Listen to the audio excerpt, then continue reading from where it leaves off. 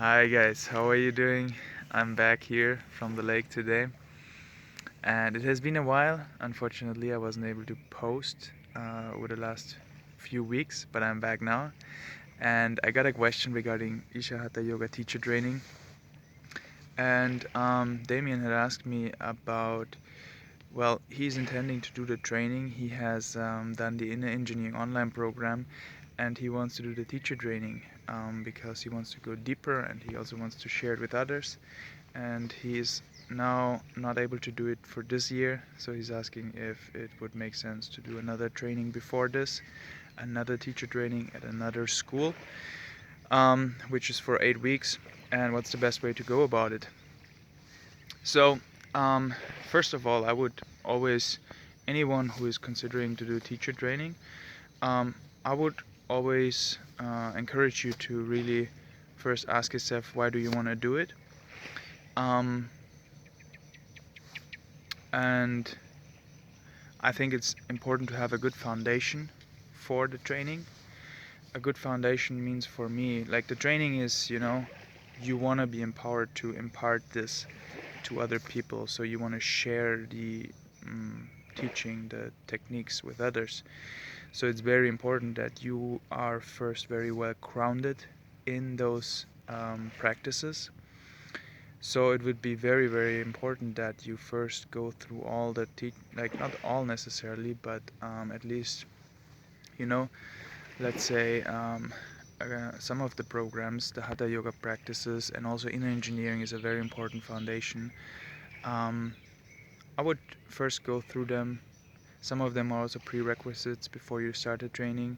So it's very good to do them, because then only you can really know, like, if this is something that you want to share with others after you realize the benefits it has on you. So Damien, for you, I would also encourage you to make sure first to do the programs, the different programs, Anga Mardana, Surya Kriya, Yogasanas, and of course inner engineering, the whole inner engineering program, which consists of 2 parts, because that's the foundation. And then, if, let's say, you're not able to start a training right away, so let's say you think you have a good foundation and you want to do a training, but maybe because the training starts only once a year, usually in July, and maybe this time it's not possible for you because of scheduling, or look at the ducks there, or because of finances. The training costs about like $10,000, but it's a 6-month training or 5 month, and it even includes, I believe, accommodation. So overall, it's actually quite a fair price, really fair price actually.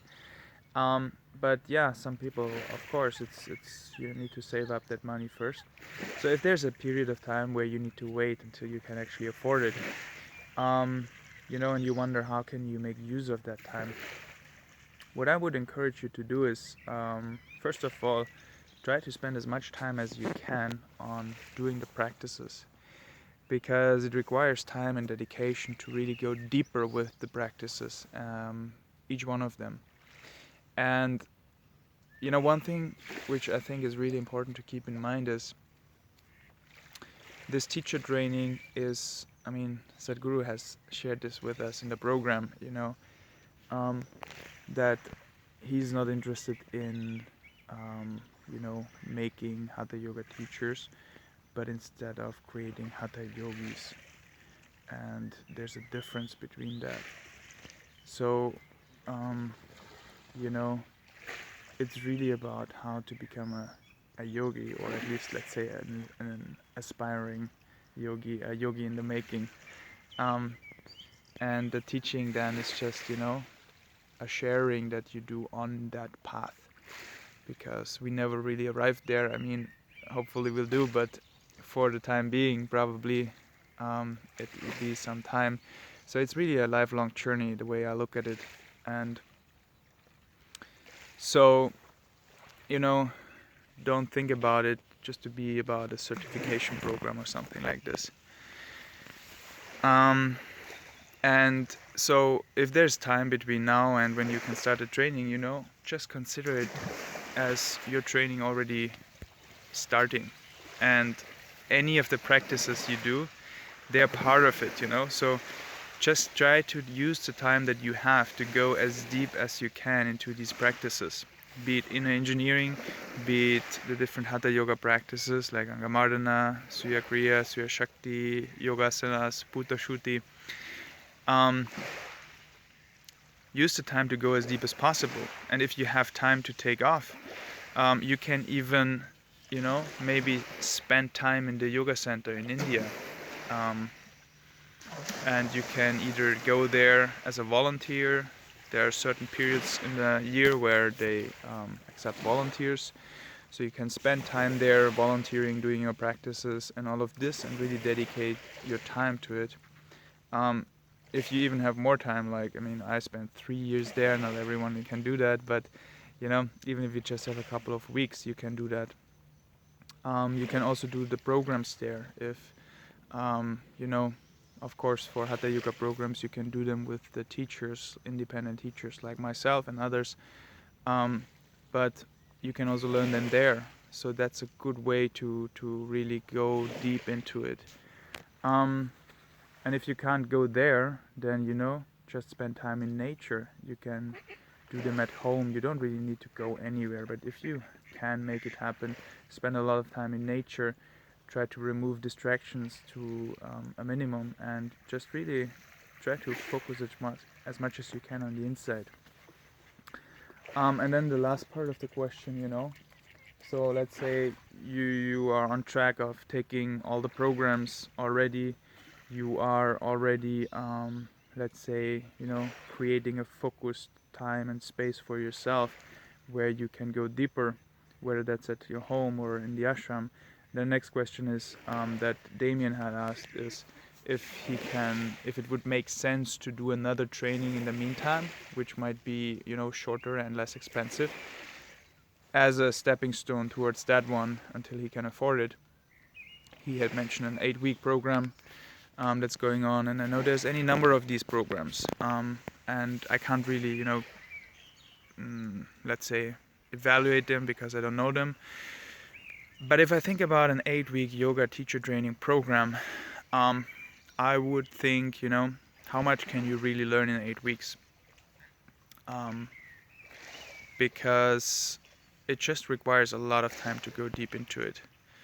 And I know there are some of these crash course programs out there where it's like really everything to the minimum. But then, you know, just ask yourself, what do you want to get out of it? And another thing is also, I personally don't think it makes much sense to mix up too many traditions, too many styles, and let's say schools of yoga, because not that there's not multiple, you know, like, let's say, valid path or path that work, but I think it's most of the time it's already challenging enough to really focus one with all focus and dedication, and then when you follow too many at the same time, it's just much harder to keep that focus up. It's much easier to get distracted. Look at these two guys. And so it's easier to derail from the path, I believe. And you know, Sadhguru once said this: if you can find one guru in your life, a living guru that you can learn from and that you can receive this from, then, you know, if we can have one of them, we are more than fortunate enough. So I don't think it's important, or it's even useful to do multiple things at the same time.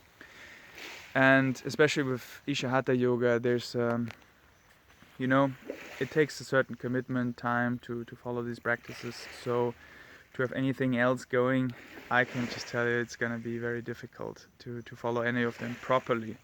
And so I would choose one of them and then just go all in with the one instead of doing multiple. That would be how I go about it. All right, guys, I hope this helps you. If you have any more questions about Isha Hatha yoga teacher training or any of the practices or anything related to yoga and the lifestyle around it, just leave a comment below. I'll read them, I'll respond to them as much as I can. I'll do this video every week usually, so if you have not yet, subscribe to the channel. Just hit the subscribe button, the notification button, and if you enjoy these videos, just give me a thumbs up. It would mean the world to me. And yeah, just let me know how you like it in the comments. Let me know your questions, and I'll see you next week. Bye guys.